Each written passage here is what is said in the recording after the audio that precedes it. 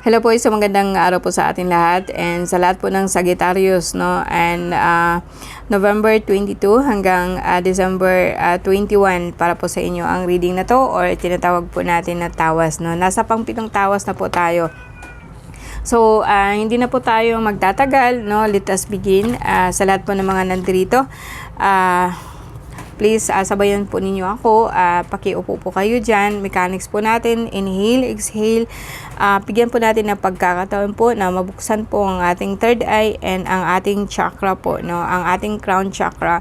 So, sa lahat po ng mga nandito, let us bow your head, no? Diyos nga makagagahom, amahan kong langit nun, nga may tag-iya sa akong kinabuhi. Nagapasalamat ako, o Diyos ko. Hatagi ako o lugway sa akong kinabuhi. Hayagan mo ang ilang huna-huna nga ang tanang tulumanon gikan kanimo makayanan ninda. Buhusan mo sinda ng sagrado mong dugo at palakasin ng iyong kapangyarihan, basbasan ng iyong kamay, and alisin mo sa ang tanang dautan nga nagtinguha sa ilang kalaglagan. Amin Jesus, amin Jesus, amin Jesus po. So sa lahat po ng mga nandito po ngayon, welcome po, no, sa channel po natin, Sagittarius, November 22 hanggang December 21. Sagittarius.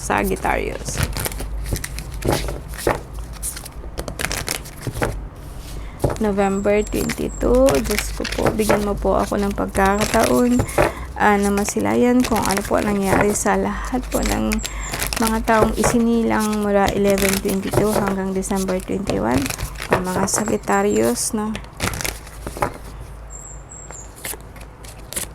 Okay, sa ngayon po guys, no, parang may nakita po ako na parang kumuha po kayo dyan ng tao or may umakyat po sa bahay ninyo na hindi po maganda. Ibig sabihin po nito, ang itsura po niya is like parang may pagkatomboy, no? And kung minsan sa trabaho mo din po talaga pong may katao ka po na talaga pong against siya sa'yo, or like mainit ang dugo niya sa'yo. And mayroon din po ikaw nararamdaman sa kidney mo or sa pag-ihi mo, no? And minsan masakit po ang iyong heart, masakit po dibdib po, and may nakita po ako dito guys na may problema ka po, no? Well, sa lahat po ng Sagittarius ngayon, ang unang card mo, kung titingnan po natin dito, is like yung outside force mo po, no? Ang pwedeng sabihin po natin na ibang tao, pwedeng ikaw. Let's say, sabihin po natin na ikaw to. Ikaw po kasi yung breadwinner po ng family, lalaki ka man o babae. And na kabaga sa akin, nalulungkot ka, masama ang pakiramdam mo. Dahil nga po sa parang hanggang ngayon po, wala po ikaw pera. Pinaka-problema mo talaga po ngayon is pera. And dahil po ito sa kuminsan po, may yung nagko-concentrate ka po baga talaga paano po ikaw maghahanap buhay, paano po ikaw ganito, ganyan, no?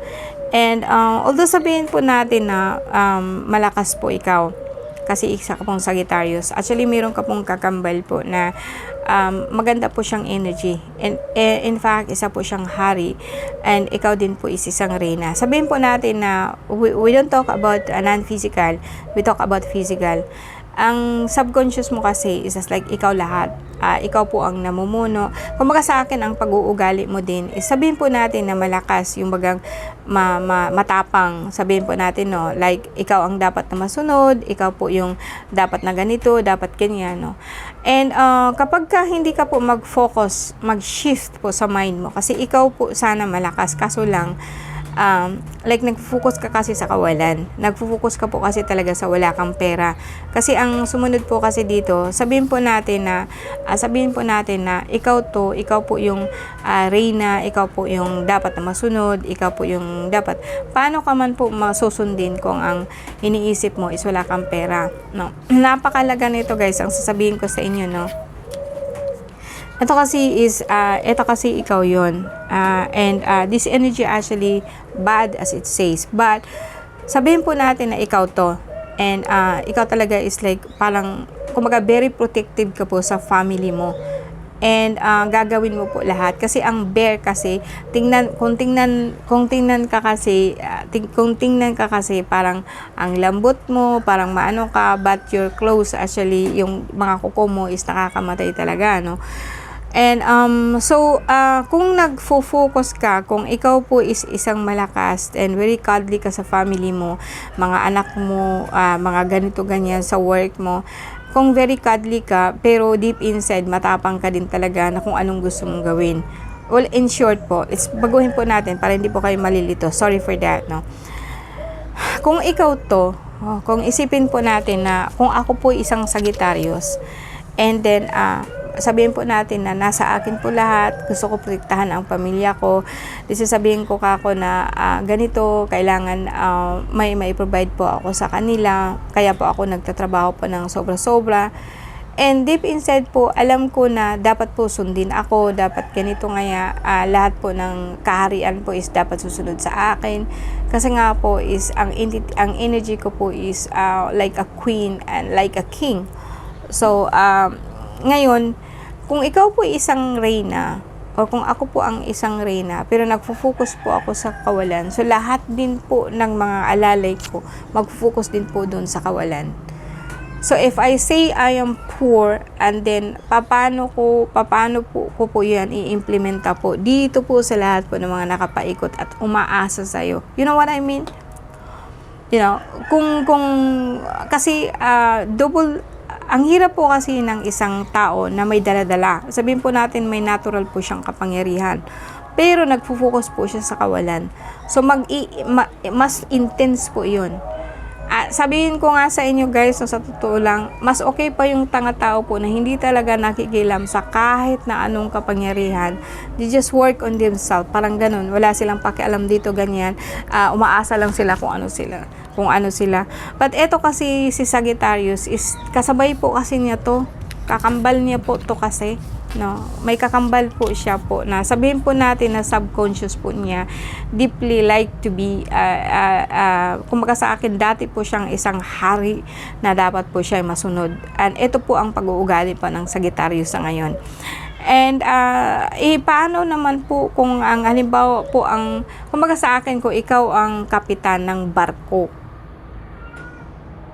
so lahat karga mo. Kung ang iniisip mo, barko mo, sira na, paanong mangyari? Anong mangyari? Di ba malulunod po yung buong barko mo? So, the same thing with kaharian. Malulunod po yung kaharian mo kasi nakafocus ka po dito sa kawalan.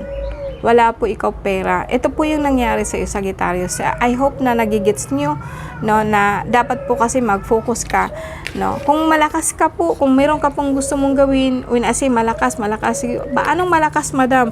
Ibig sabihin, malakas isip mo. Malakas ka baga mag-isip, yung will mo malakas. Tapos magdo-double intensified yan kasi nga po, meron ka pong kakambal na magbibigay din sa inang ganun. And then, kapag nag-focus ka sa wala ka din talaga. Pero kung mag-focus ka po doon sa maganda, instead po sa walang pera, mag-isip ka po ng meron kang pera. So, lahat po siya, makukuha mo lahat. Kasi nga po, dahil po, kaso lang, kung if you are not aware of your thinking, and if you are not aware of your strength, then, paano po ikaw? So, para kabagang may baril na daladalang baril, pero hindi mo kaalam kung paano putukin, o hindi mo alam na napuputukan mo pala yung mga tao pong mahal mo sa buhay. You know what I mean?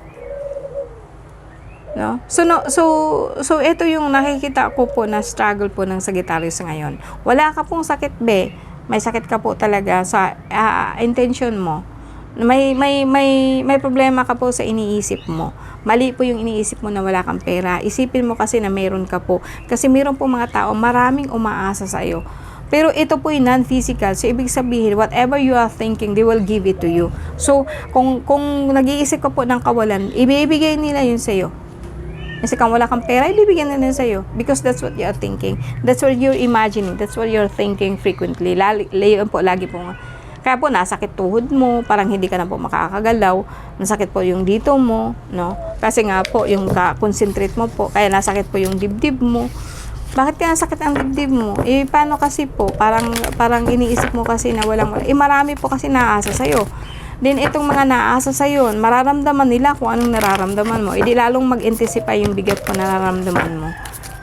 Ay, sana po nag-gets ninyo. Kung hindi po, siguro papaliwanag ko kung ano po talagang ginagawa ng subconscious po natin. Yung sinasawag po niyo yung kakambal niyo o yung iniisip niyo, hindi po, natatrap po siya dun sa mind niyo. Hindi po siya makakalabas kasi nga po, dahil po natatrap din po yung conscious mind mo. So, okay, this king, ganun pa din, kahit anong gawin ko, ganun pa din, malabas niya, magkatabi po yan, So, ikaw to guys, Sagittarius, na parang dalawa po kayo. Hirap po itong hari mo, hirap po ikaw sa mo. Kaya ikaw po ang may dala po ng kaharian mo. Kahit itong hari, ikaw pa rin po may dala. Kasi itong hari kasi is like dala-dala mo.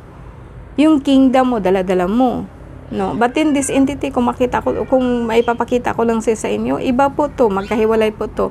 Pero sabihin na lang po natin sa subconscious po natin, yung iniisip mo more frequently po, parang hirap ka. Kaya po nahihirapan ka po talaga physically, And wala kang sakit sa isip mo lang to po, na lagi ka po naiisip ngayon, gusto mo nang umalis, gusto nang humiwalay, kasi po ang dami mong gastusin, aburido ka baga. Aburido ka. So pag aburido ka po, lalo ka pong nagkakaroon po ng problema. Nagkakaroon ka ng problema po kasi meron po tayong mga higher entity na kung saan po na-attract po doon sa iniisip mo. Kaya parang pakiramdam mo nakakabind ka po. Kaya kuminsan din po hindi mo alam kasi na ganito ka, ganyan ka. So we are trapped in a dimension po na kung saan parang wala kang magagawa. But actually it's not true. May magagawa ka po, baguhin mo lang po yung mindset mo para makukuha mo yung kung anong gusto mong mangyari. Then, ang paggaling mo po is madali lang. Alright? May tama ka po kasi sa tiyan, may tama ka sa tiyan, may tama ka sa paa. Lagi po masakit lahat po ng mga kasakasuan mo, di ka po makagalaw. Because that's what he thinking. That's what you are thinking. Alright? So, see, sa lahat po ng nandito po ngayon, let us pray,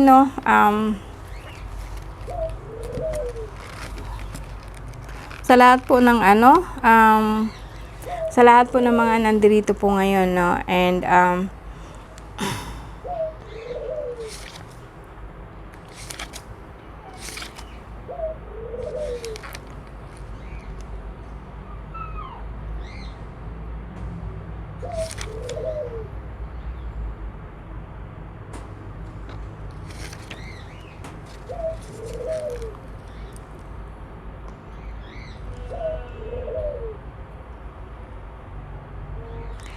let us begin. Bow your head po, habang hawak ko po kayo, symbolize po ito ng inyong kaisipan. Patinum Dium Christum solimi Christatim Christum igusum aboristatis sabaoth conipabis biabitit murmurtum morshatum, and sa pamagitan po ng dasal po, o poderoso metamril llamado de los erigis hepalo de raptos yuset heparo yiget, sa ngalan po ng Ama, ng Anak at ng Espiritu Santo, and Adam Akdam Adonai Sancto Cristo Cruci Omnipotente Sancto Iluvam Semperternos Dios Omnipotentes Dios en Caeli en Tierra Sancto Cruce Cristo Jesus Illumini Populi.